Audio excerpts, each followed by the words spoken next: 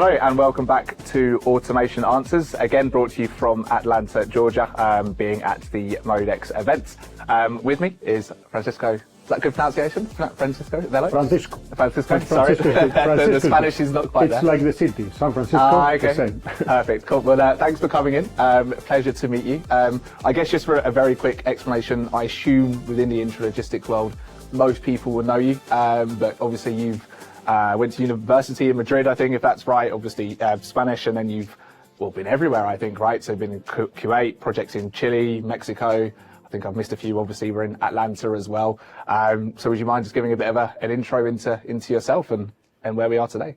Well, my father was a Spanish Navy officer, and so generally the people that work for the Navy, they move to one city to another. Yeah, of course. So that was the story when I was a child. Yeah. In my childhood, I lived in Spain in different cities. I lived in Paris also, and I did high school in the United States, and then I went back and studied university in Madrid. And as soon as I finished, I was deployed I found a job. I went to Lisbon, and from then I went to Panama, and then from there I went to Brazil. Okay. And that's been a little bit the story until now. Yeah, moving around. Awesome. Okay, and today's topic as well, we'll be discussing about obviously leadership, your leadership principles, but how you get the most out of teams, etc., which we'll go into detail afterwards. But I guess my first question, and maybe quite an obvious one, you've got such a vast array of experience in different countries, counties, states, continents. How does that help you, not just specifically you, but how does that help in general, being a leader? You become a little bit a chameleon. You have to adapt, and you get a little bit of everywhere you go.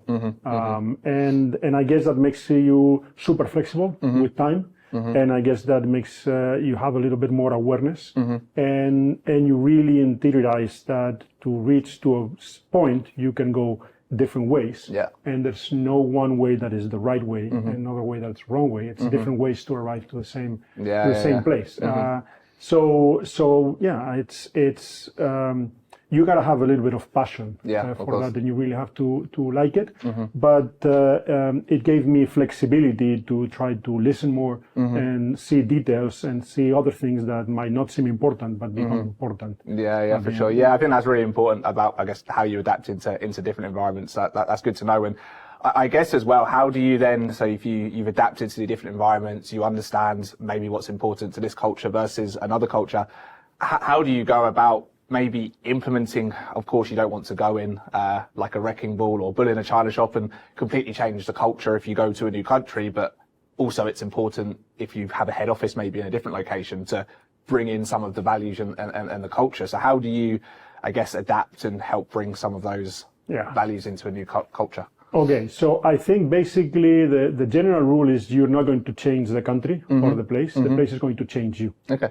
It doesn't mean you cannot bring some ideas. Of course, yeah. But trying to move from football to basketball and bring the rules of football into basketball is not working. Yeah, of course. So that's I would say that's more like a 90%, 85% adaptation, which requires to be very humble. Very humble and very respectful, and trying to listen a lot and understand a lot, especially at the beginning, more than coming with your book of how things are done. For sure. Because that's a very typical mistake that happens. So it's adapting. Yeah, of course. I think that's funny you say that. So I'm from London. We've just opened an office in Krakow in Poland. One of the funny things it's maybe a bit weird to some people that don't really understand, but normally in our world it's very busy. The offices, it's very, very loud in most cases. I went to Poland. I tried to introduce having a radio in the office and that didn't go down very well at all. No one liked that. So again, like you say, right, it's about bringing ideas, but don't just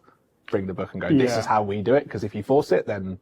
So one of the things that I do when I come to a new country or new place, new environment, is ask the people locally very stupid questions like, is this something you would generally do here? Yeah. And if they say, well, no, we generally don't do this here, don't do it. Yeah. Do whatever is normally done, of course, in that environment. Yeah, and then build a picture and then obviously go from there. Awesome. Okay. And then moving, I think a really, really big factor to leadership, and I guess it really changed dynamically. Obviously, you've been based in Europe and globally, so you're used to managing people remotely, I guess, and in different countries. I guess that was really accelerated within not just the industry, globally with the pandemic and COVID-19. So I guess with the experience you've got and understanding the cultures, I guess firstly, how do you personally manage teams remotely? And then I guess we'll talk about COVID and the craziness of the pandemic afterwards. Yeah. Well, I think we have to talk about the pandemic because the pandemic demonstrated that from an operational point of view, you can have remote teams working and doing amazing things with high productivity and low mistakes. That is, and they can do it even from home. Of course. So that can happen. And of course, there are exceptions, but generally in most of the businesses, you can do this, especially when you talk about engineering, of course, software development and administrative tasks, etc. Now, the key is that is only from an operational point of view. And that's what people usually, that's the easiest part to see. Yeah. The easiest part is processes and operations and how many man hours to do this, how many engineering hours to do this and that. Then comes the other part, which is really understand empathy at work, understanding the people, receiving a call from another team in another country and being happy to talk to that person. Of course, Or versus receiving a call from somebody in another country saying, oh, not again. How do you make that, how do you create that harmony? And that's more difficult. Okay. And if you don't have that harmony, you don't have that understanding, and you don't have that empathy between the teams, they're not going to be efficient. And you're going to have a lot of misunderstandings. And sometimes even different agendas. Yeah, of course. So how do you build that? There are, it's many things, but I think human beings, we need a percentage of physical interaction that needs to come. At some point. Of course. I think that's obviously being at Modex, it's obviously, you see everywhere the advancement in AI and technology, right? I think especially if you go into a bit more of a specific niche, I think it's a general statement, but if you talk about the engineering and intralogistics world, right, you don't really need as much manpower on site as what you maybe needed to, I guess, pre-COVID or before the advancement of technologies. I mean, some of the booths that you were looking at, or I was looking at, they said you can log in remotely into the WMS and some of their servers, and you can have a problem in a warehouse in Boston, and then you can sign in from Barcelona or from Austria, and you can fix it, right? So I think you're right, the advancement there and just aids that remote working. So it's good to see. And as well, you mentioned earlier about getting the harmony, understanding their needs, asking silly or stupid questions as well. How do you, not necessarily remotely, but how do you get the best out of teams, I guess? Two questions. How do you get the best out of your team remotely? And then how do you get the best out of your team when you're all harmonized in the office? Well, of course, you need the basics, and the basics goes back to having an efficient organization with the processes that eliminate barriers to execution, that are efficient. You need to delegate. So you've got the basics that everybody knows. The management playbook, we know that. But then you need to work more in the intangibles, and that's the empathic part. So, and that comes more to, do you have diverse and equitable and inclusive environment, or do you don't? Do you really have it? Do you really allow other opinions, other ways of doing? Are you really open as an organization? Right? And then it's a little bit something very simple, as I said, physical interaction. I remember in Barcelona we were having, let's say, difficulties. We were not very efficient working together with the team in Germany. And I had many people that were interacting, and that was before COVID, by the way. They were interacting by phone, by email, by conference call, and they were just not working. They were not on the same page. And they were going different directions. Plenty of mistakes, misunderstandings, cost overruns in projects. And then I did something very simple. I just, I was fed up of people coming to my office and complaining about the Germans, right? So I said, listen, the Germans cannot be that, they can't be that bad. The Germans cannot be that bad. So I said, okay, we're going to do something. We're going to fly. Who are the 10 people in the office that interact most with the German team? Well, it's this. We're flying there. I talked to the German manager at that time and said, we're going there. We're going to spend one day. We're going to make a workshop. I want you guys to take us to have beers. In whatever in the city you are. And then next day we'll fly. We went there. They were super welcoming. We had that workshop. We talked. I didn't really care about the content. Of course. Yeah. Then came the real stuff. They took us to a nice German restaurants where we had some beers. We had all sorts of stories. Of the, and all of a sudden it wasn't this German guy or this Spanish guy who was in the office. It was, it was Peter. It was Pablo. It was, and we shared stories.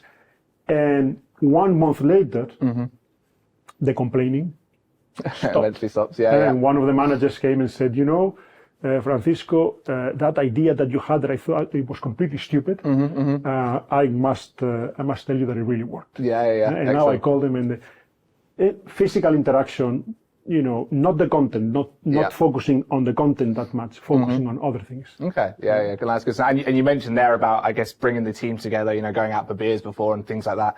If I loop back and mention COVID there, do you feel that's been, in terms of the culture and in terms of your impact on it, do you feel that's harder or easier, I guess? Because, I guess pre-COVID, if we're in an environment, you're in the office 4 or 5 days a week, the team are all together, you go out for lunch, you go out for dinner, etc., you go for beers after work. I guess that's people working remotely, globally. That, like you mentioned in the example, that's a lot harder. Do you feel, how do you feel about that? Do you feel it's easier, harder than before? Well, I think first of all, this is working from home or hybrid type of working is a mega trend that will not stop. It's a mega trend that will not stop. My recommendation to the leaders is don't fight it. Don't fight it.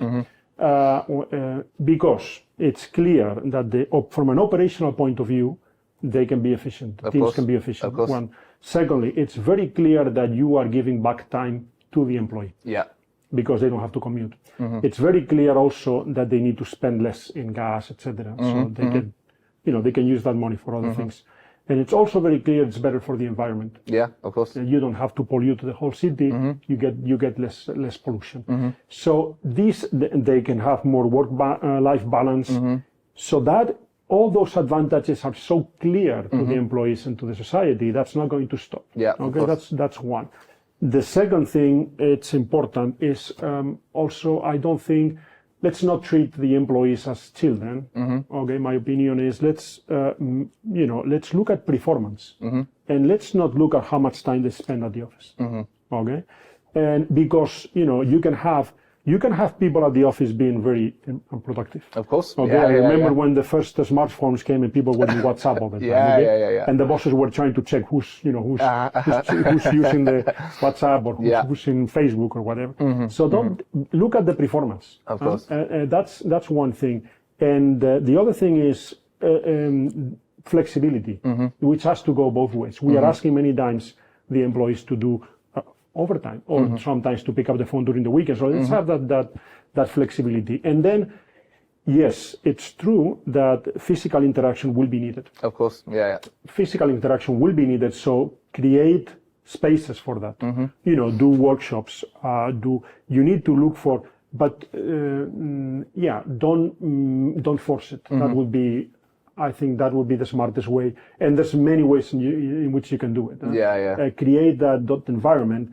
Create also, and let's be, make the office a great place to be. So people go because they enjoy being there at the office. So that I think will work. Then, of course, there will be people that will be, perhaps abusing if you want. They will be, they will be always working from home. They will not create those ties with their colleagues. But then it's obvious that, their prospects, their career plans cannot be the same as other employees that are interacting more and are creating those connections and that network. And how do you manage those individuals that maybe aren't on the same vision or alignment with others? I would it's a performance. I mean, everybody's got a boss. Of course, And the first thing, the most important responsibility of a boss is say, okay, I'm your boss, and I say, okay, Isaac, you're doing a good job. You're doing a bad job. That cannot be measured on how many times you go to the office. You're doing a good job because you have created those connections with your colleagues, and you talk to sales, and you talk to operations, you talk to engineering, and that makes you super. Everybody likes to work with you, and that and. So if you are probably, I cannot give you that feedback. I cannot rate you as well. if you don't make an effort and you're probably working at home all the time. Perhaps you have a personal situation that during 6 months you have to stay more at home. Everybody understands that. Yeah. But if you take that as a rule in your career, you're not going to have the same prospects as other people. Yeah. Interesting. And you mentioned as well, I think another side effect as well, you mentioned about bringing the culture back with people working remotely and things like that. I think another factor as well that is very, very hard for any business to scale. You mentioned it's inevitable the way the world is going. Hybrid working it's a must, which I believe in. Maybe some businesses don't, but I think we see it from my point of view, being a headhunter within the intralogistics world. You know, if I pick up the phone to a customer and they say, I need whatever it is, I don't know, a project director, sales director, an engineer, maybe engineer's a bit different, but if they say to me, you know, it's 5 days a week in the office, I'm sat there like, you know, I don't know if I can help you. In a lot of cases, we just say, look, I'd love to help you. I'd love to support you. Even if you're paying, I don't know, 10,000 euros over 20,000 euros over market rate. If you have to be in the office 5 days a week, I think it makes our job impossible. I'll be honest, but I think in this day and age, it's not really portraying a level of trust that I think is needed. You know, if you're hiring a senior or any figure in the business, it's because you trust them and you believe in the work they've done. So I find it quite interesting if you then say, I need to not micromanage you, but I need to see what you're doing in the office 5 days a week. It's like, you know, do you really trust them? Yes, so that's what we see. And then I think the knock-on effects, which maybe you've seen in the past, are you can't grow your team, you can't hire, and you've always got that blocker of not being able to grow. Yeah, absolutely. So I mean, I guess as well on the subject of growing the teams, etc. How do you, in terms of the principles and the leadership values, what do you look for when you hire people for your teams, and how do you help them grow? Well, of course, you are looking at their experience, and then again, you're looking at tangibles, which is experience. You know, how many years you have working in this? What do you know? What do you study? Do you know about IT? Do you know about engineering? Do you know about this business? You know, and then there's something more difficult to evaluate, but it's more important, which is what is your attitude? You know, are you a generous person? You know, are you a respectful person? Do you feel comfortable talking to people from different environments, different cultures? And you know, what do you, as a person, how do you commit with others? Yeah, of course. And all these type of intangibles, I think in an interview, it's super hard to detect. Okay. Yeah. It's super hard. We rely more on the hard data that we can prove. Of course. Yeah. But there are ways to identify it. I think it's a lot about it's a lot about the sixth sense. How do you feel? You know. Yeah. So many times you detect things, especially if you you take time to talk about other things, not only about the specific experience. But more and more, the world is about diversity. It's so you see each time more and more in the tendency is that you will have more and more in all levels of the organization, people from different cultures working together. And I think the right behaviors and the behaviors as respect, behaviors, like not thinking that you are right all the time, being a little bit humble. Those things go a long way when you have diverse teams, and this is what we're going to see more and more. Yeah, for sure. And you mentioned your sixth sense as well, like you said earlier. Where do you see, in terms of your sense and getting the feeling of people and leadership in the industry? Bit of a long-term question, but where do you see leadership in general in the next 5 to 10 years? Do you see, obviously we've had such a big change since COVID, which was maybe overdue, I think some would argue, but where do you see senior figures within the business? Where do you see them going? How do you see them managing people? Well, what do you expect to see? So I think we are in an employees market. We are not in an employers market. So the mindset needs to change. The employees are in the driver's seat. And as a leader, you need to see the employees as your customers. Yeah. Why would they give their experience? Why would they give their time to you and not to other leader or another company? Right? What do you have? What do you have to offer? And that's the type of mindset that that will be required to be successful, because if a leader is not making these questions, is not having this mindset, the employees will finally show him the door, Of or course. her. Yeah. Of course. This is everything will happen. It's an employee's market. I think that's a good thing. I think that's a good thing. Everybody wants low unemployment. Everybody wants opportunities. Yeah. And the more technological the company is, the more it's going to be this way. And I think if we look at the material handling system, it's a relatively small market compared to other markets. Of course, and the companies are relatively small. We're generally not talking about tens of billions or bigger. We're generally talking about companies between 500 million and 2 billion or 3 billion revenue. It's a relatively small company. I think in terms of leadership, probably we are lagging behind compared to other more mature sectors. So there's a lot to do. It's a very demanding business. Of course. Yeah. It's very tough. It's 24/7. So a lot of recognition. It's from most of our employees are really they really need to put a lot of effort into this.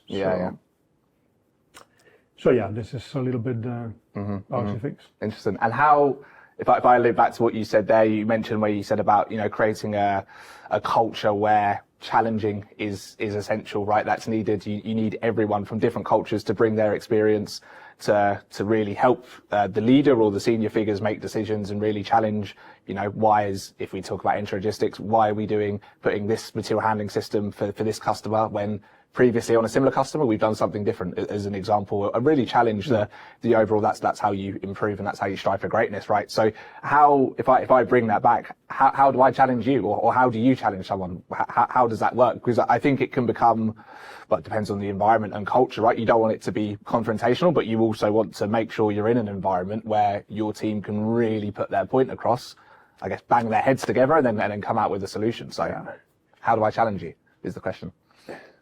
Well, I think it's about awareness and how do we make our managers and our leaders be more aware of things. For instance, and it has to do, it's easy to have diversity because diversity is a KPI. I'm going to hire this many people from this minority and this many people from this gender and this many people from this country. And all of a sudden you have diversity. Brilliant, yeah. You can do this. That's easy.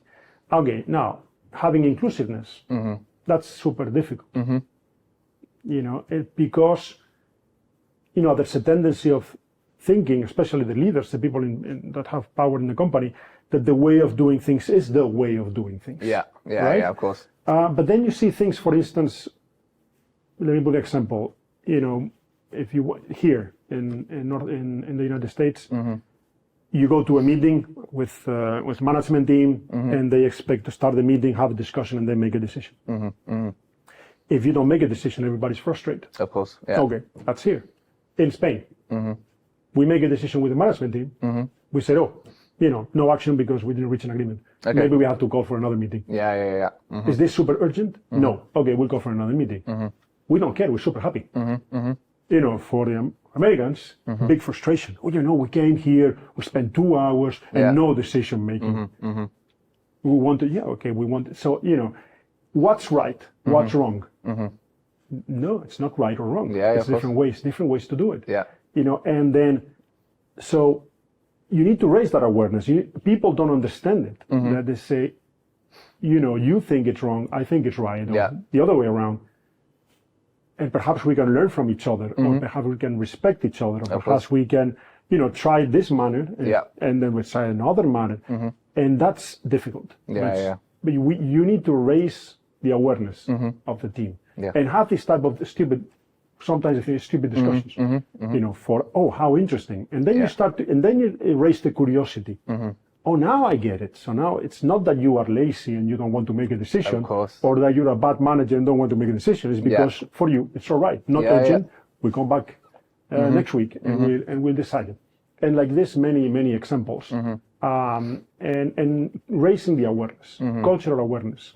It's super important. Then after you raise the awareness, comes the curiosity. After the curiosity comes the understanding. Once you understand, there's a respect. Because in reality, you're not going to respect if you don't understand it. Of course.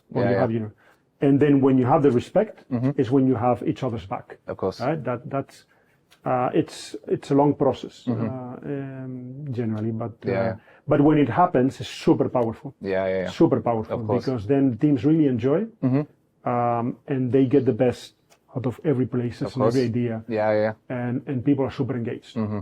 Excellent. And what would you say, sort of probably final two closing questions here, what would you say that is, or what would you say is the secret to having a winning team, a high performance team from a leadership perspective? What do you want to see? In my experience, in super difficult, stressful teams that have to manage titanic tasks, or normal business to business situations, always I've had more success when I had a team that have each other's back. Okay. Yeah. The supportive type of environment. Yeah. Not versus the competitive type of environment. I think the competitive type of environment, it's fear of mistake. The competitive type of environment tends to not having the full transparency. Tends to create a lot of tension in the organization. A supportive environment, knowing is when people dare to do things. They're not afraid of making mistakes, so you can go the extra mile.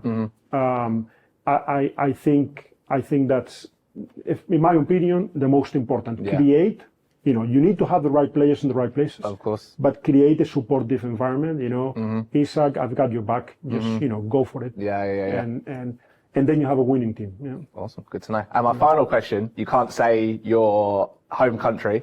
Of all of the countries you've been to, where or who has the best food? Where's the best food? You can't say your home country though. I cannot say the home country. I must say that I really enjoyed Vietnam. Vietnam. Okay. Yes. I ate many things that I cannot even say because I don't know the name. But it was good. It was fantastic. And I went there to eat food with my Vietnamese partner because I needed to create that empathy. And that took a lot of time, and that was very successful. But in the meantime, I learned a lot about Vietnamese culture and Vietnamese food. There you go. Awesome. Brilliant. Good to know. Well, thank you so much for watching/listening. Hopefully to see you on the next video, and I'll talk to you very soon.